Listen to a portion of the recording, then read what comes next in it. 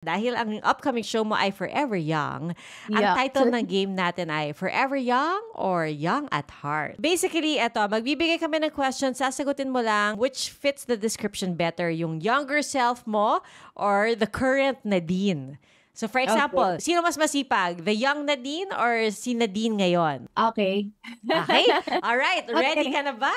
Ready.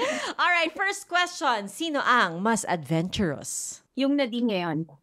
Wow, really? Usually, di ba yung mas batang version? No, yung Nadine ngayon. Di ba sabi ko nga kanina, yung husband ko ang nagbigay sa akin ng confidence sa sarili ko.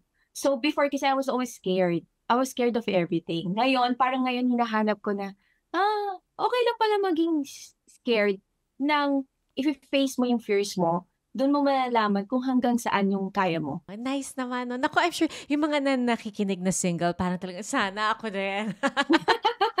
Lapit na. Tiwala lang yan. Oo. Kaya din yan sa'yo. Pray lang. Oo, yes. Pray lang. Sino ang mas maagang matulog? Uy, good question. Yung Nadine ngayon.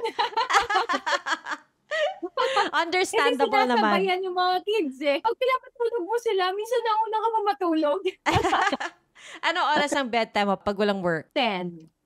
Not bad. Pwede na, pwede na. Sino ang mas mahilig mag-party or mag-celebrate ng okasyon? Yung Nadine ngayon. Mas marami na kasing sinaselebrate. More reasons to Yes. celebrate. Oo. Yeah. How about, sino ang mas spontaneous pagdating sa mga decisions? Ayun Nadine ngayon. Really? Mas spontaneous ka ngayon? Because you have your husband with you. Yes. May confidence kasi. At saka, Nice. may nasasandalan ako.